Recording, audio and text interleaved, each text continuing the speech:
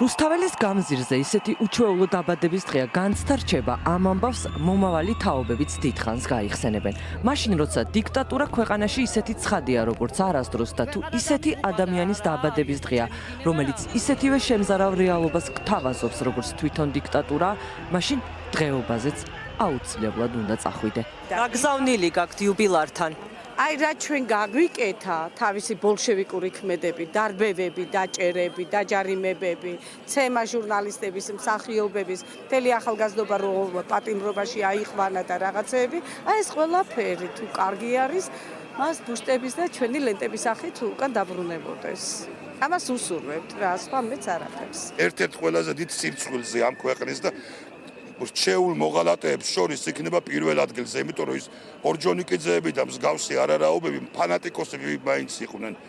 მორალზე არავის შემთხვევაში აღარ გვიწევდა ლაპარაკი, მაგრამ მორალისგან დაცლილია და ფული რა თუ ამხელა ფული აქვს ადამიანს მოგზაურობა მაგას არ უნდა, არაფერი არ უნდა, თვითონ სიკეთეები რო აკეთა სინამდვილეში ინვესტიცია ჩადო 10 იმდენი ამოიღო და კალაძეებს, რიჟვაძეებს და გადაგვარებლებს კიდე აძარცვირებს ამ ქვეყანას. ისი სიმბოლოა ბიძინა ივანიშვილი თქვენთვის. კორუფციის, გაიძვერების და ერთი მახსენდება ხოლმე ხოდაშორის ეხავდა ხშირად არ ვაკეთებ ამ კაცის ციტირებას გიორგი შენგელა ეს აქვს ნათქვამი იმერელი ჟულიკიაო ასე ამბობდა ასე ჟულიკი მოგეხსენებათ ისაც მატყუარად გადამგდებს და ასე შემდეგ და ასე შემდეგ ასე რომ რეალურად აი ასეთი ჟულიკობის საოცრად ისტორიული წარმომადგენელია ბჭყალებში რა თქმა უნდა საქართველოში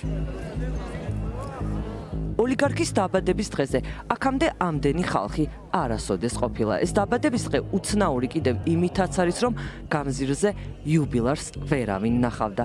სამაგიეროდ ჩვენ ვიყავით მისი მეთაურობით ქვეყანაში შექმნილ ბოროტებაზე გაბრაზებული სტუმრები, რომელთა წინააღმდეგობის შთაგონების წყაროდ მისივე 69 დაბადების დღე გახდა. არის რაღაცა ტრაგიკული ადამიანი, ტრაგიკული ქმედებებით. იუბილარი ოლიგარქის დაბადების დღეზე ვარ და თქვენ ასე თქვით იუბილარს. ძალიან მალე დამარცხდება ის. ესე ფიქრობ? ძალიან იმედით სავსე ვარ და ხო. ძალიან იმედით სავსე ვარ აი ამ ყოველთვის ვხედავ. ამ იუბილეზე ბევრი რამ დრამატურგიულად ზუსტად ისე იყო, როგორც ნამდვილზეა ხოლმე. ბიძინა ივანიშვილი დიდი ხანია ბავშვი აღარაა. კაცი 69 წლის გახდა. ჰქონდა ლამაზად გაფორმებული ტორტი რძის კრემით. მისთვის ის სტუდენტებმა გამოაწყვეს, რომლებსაც მისი პოლიცია სცემს. ვისი ფოტოები გაქვთ დატანილი ტორტზე? პოლიტიკოსების, ძალოვანი სტრუქტურის უფროსების და თავზე არის ბიძინას და პუტინის ქორწილი. ვისი? ბიძინასი და პუტინის ქორწილი. რითი გვანან ბიძინა და პუტინი ერთმანეთს? ორივე დიქტატორი არის და ორივეს რაღაცნაირად მმართველობის შენარჩუნება უნდა. აი ვაკიცი. ტორტზე გაცილებით ორიგინალური საჩუქარი ჰქონდა იუბილარისთვის მხატვარ ეთერ ჭკადუას შუაგულ რუსთაველზე. დემონსტრაციები გახდა შთაგონების წყარო პრინციპში და აქ დაიბადა ჩვენი იდეა წინააღმდეგობის მუზეუმის. მათთვის კი ვისაც ეს გამოსახულება ისევ მასონური, ეშმაკისეული ან სატანისტური რიტუალი ჰგონია, უბრალოდ უნდა იცოდეს, რომ ეს გაბრაზებული მსოფლიო არტისტის თანამედროვე ხელოვნების ნიმუშია. მინდა რომ ყველამ თვითონ გააკეთოს საქმე იმისი რა ქვია აი ზოგი გაბრაზდა ამერიკის დროშა რატო აფარია ეძახი ზოგი ეძახი ვიღაც ორი ხნიერი ხალხი იყო ძალიან გაბრაზდნენ თქვენ აკოცრებოა თქვენო ეს რა გააკეთეთო ამერიკის დროშა როგორ დააფარეთ და მთელი ის არის რომ აი ვითომ რომ მაინც რო ეხა რუსეთის იმედი ხო არ აქვს და ისე მაინც ხო ამერიკის იმედი უფრო აქვს გულში სადღაც ბოლო მოვლენები გვარწმუნებს, რომ რეჟიმისგან არაფერი არ უნდა გაგვიკვირდეს. ის ყოველთვის უხეში, მდაბიო და ცინიკურია. ჩვენ კი როგორც საზოგადოება ოლიგარქს მაინც ვულოცავთ და კეთილსურვილებზე მეტად საიუბილეო გზავნილებში დაგროვილ ბრას და ჩვენს დამოკიდებულებას ვუზიარებთ. ერთი მხრივ შანსსაც ვაძლევთ საკუთარ მორალურ კოდექსზე დაფიქრდეს და მოასწროს გამოფხიზლება.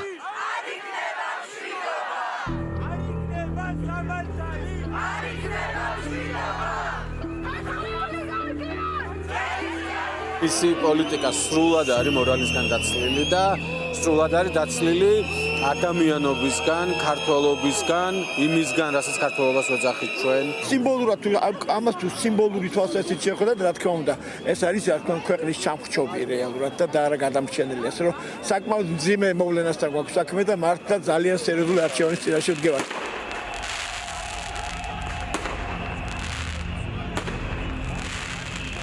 სანამ გამოფხიზლდება ან საბოლოოდ დამარცხდება, აუცილებლად უნდა ახსოვდეს, მათ შორის საკუთარ დაბადების დღეზეც, რომ ქვეყანაში სრულიად უდანაშაულო პატიმრებით სავსე აქვს ციხე, დედაქალაქის ქუჩები კი პატიმრების მშობლებითაა სავსე.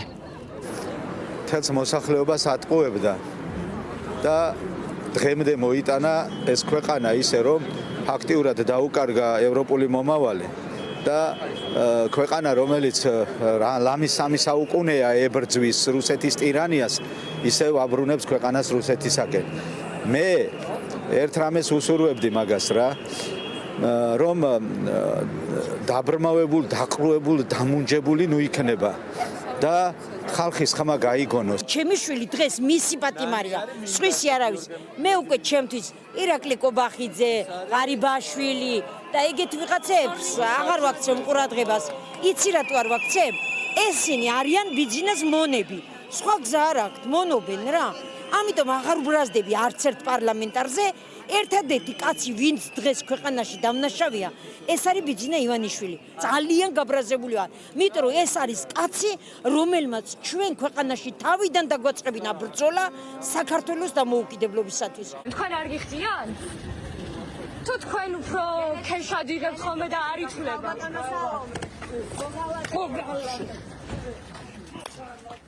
69 წლის იუბილეზე, 72 წლის ქალზე დაორგანიზებული თავდასხმაც ბიძინა ივანიშვილს ეძღვნება.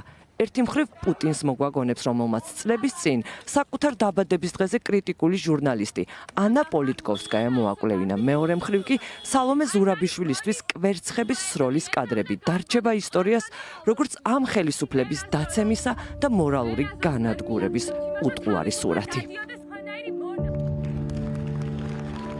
ამბობენ, რომ ოლიგარქი ადრე იძინებს. არც ხალხმრავლობა ხვარებია. ამიტომ ალბათ არც დაბადების დღე არ გადაიხადა. სამაგეროდ ჯერ ქალზე თავდასხმა ჩაიფიქრა. გვიანობამდე არ ეძინა. კადრებს ელოდა.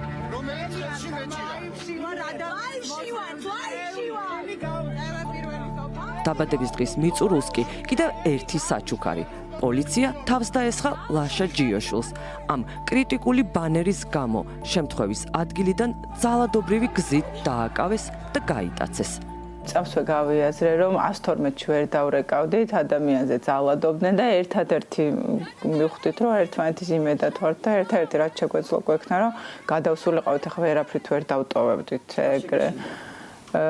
თავიდან კი, რა თქმა უნდა, რაღაცნაირად შემეშინდა. მაგრამ როგორც კი ვიგრძენი, ან რო გადავედი მანქანიდან ვიგრძენი, რომ თვითონაც საკმაოდ დაიბნენ ამ ტელეფონის დანახვაზე და რაღაცნაირად მე უკვე მიდი სექსში, მაგრამ პირველ მომენტებში კი. არ ვიცი, როგორ შეიძლება რომ მადლობა გადაუხადო ამ ადამიანებს, კიდევ შევხვდები, რა თქმა უნდა და ჩემს სათქმელს კიდევ უკეთესად ალბათ მოვაბავ თავს და როგორ მე ვიტყვი.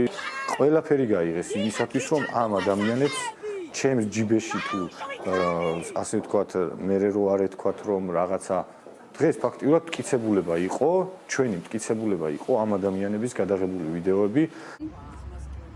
სპეცოპერაცია ჩავარდა. TV პირველის შიდა ქართლის ოპერატორს ლაშა ჯიოშვილს წამალი ვერ ჩაუდეს. ძალიან რთული იყო ჩემთვის, ანუ მართლა არ ვიცოდი რას აპირებდნენ. თავიდან მეგონა რომ ალბათ უნდა ცემონ ეს ადამიანი, მე პოლიცია რო ვარ თქვას, მე უკვე სხვაგან წავიდა ჩვენი აზრები, რომ სავარაუდოდ მართლა რაღაცის არაკანონიერს აკეთებენ და ამიტომაც იმალებიან. ხო, იმიტომ რომ პოლიცია თუა და რაღაცა კანონის ფარგლებში ვიღაცის დაჭერა უნდა, ესე არ იქცევა და მაგაზე ვიფიქრეთ, რომ ალბათ მართლა რაღაცის ჩადება უნდა თან, ანუ არ ვიცი მაგათი გეგმები, ახლა ბევრი გვინახავს, ხო, რამოდენიმე ადამიანი არის ეგრე დაჭერილი, მათ შორის გიორგი ახობაძე და ძალიან რთული იყო, მაგ დროს სხვა მართლა არაფერი არ დაგვრჩენია, გარდა იმისა, რომ ძალიან ხმამაღლა ვიყოთ, ხმამაღლა ვიყვიროთ და ერთადერთი იარაღი გვაქვს კამერა და ტელეფონი.